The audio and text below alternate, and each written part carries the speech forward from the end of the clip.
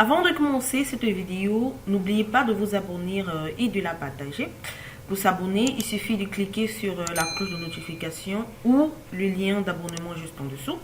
Si vous avez donc des questions à poser, soyez donc libre de les poser dans l'espace commentaire. Bienvenue dans cette nouvelle vidéo. Nous allons voir comment partager le cache pivot.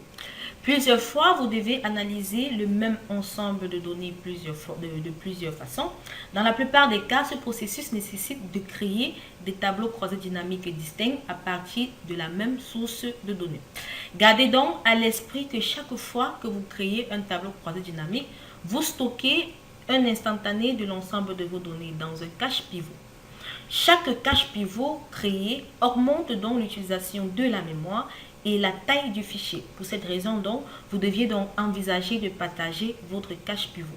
En d'autres termes, cela signifie tout simplement que dans les situations dans lesquelles vous devez créer plusieurs tableaux croisés dynamiques à partir de la même source de données, vous pouvez donc utiliser le même cache pivot pour alimenter plusieurs tableaux croisés dynamiques. En utilisant dans le même cache pivot pour plusieurs tableaux croisés dynamiques, vous gagnez un certain niveau d'efficacité en termes d'utilisation de la mémoire et de la taille des fichiers. Dans les versions héritées d'Excel, lorsque vous créez un tableau croisé dynamique à l'aide d'un ensemble de données déjà utilisé dans un autre tableau croisé dynamique, Excel vous donne donc la possibilité d'utiliser le même cache pivot. Cependant, Excel 2010, 2013 et 2016 ne vous donne pas cette option-là. Donc, au lieu de cela, à chaque fois que vous devez créer un nouveau tableau croisé dynamique dans les nouvelles versions d'Excel, un nouveau cache pivot est créé automatiquement, même s'il existe déjà dans l'ensemble de données utilisées.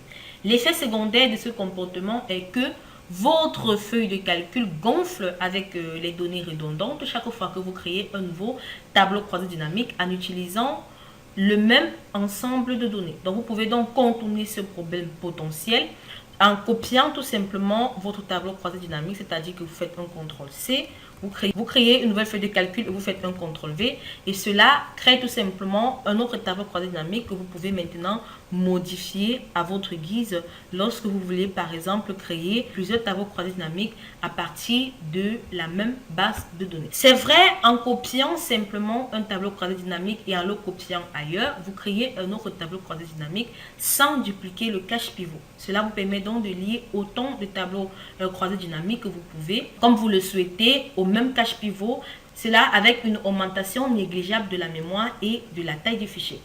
Les effets secondaires du partage d'un cache pivot est qu'il est important de noter qu'il existe quelques effets secondaires lors du partage d'un cache pivot. Par exemple, disons que vous avez deux tableaux croisés dynamiques comme je l'ai fait ici, ce tableau croisé dynamique et celui-ci, par exemple, la feuille 3 et la feuille 5, utilisant le même cache pivot. Donc certaines actions, vous avez ces deux tableaux croisés dynamiques qui utilisent le même cache pivot.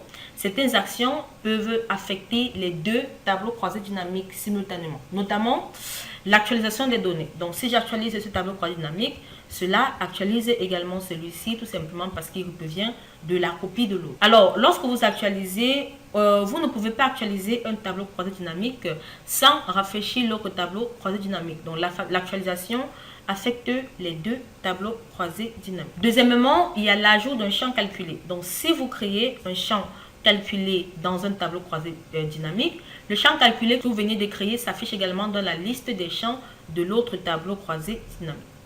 L'ajout également d'un élément calculé affecte également les deux tableaux croisés dynamiques. Et enfin, lorsque vous groupez ou vous dissociez des champs, tout regroupement ou dissociation que vous effectuez affecte également les deux tableaux croisés dynamiques. Alors, par exemple, lorsque je coche la case les dates de commande, cela affecte également les autres dates. Cela met à jour les autres dates, par exemple pour les dates de commande pour l'année, pour le mois et le trimestre. Cela va également au niveau de la boîte de dialogue champ de tableau croisé dynamique. On a également les dates de commande pour l'année, le mois, le trimestre.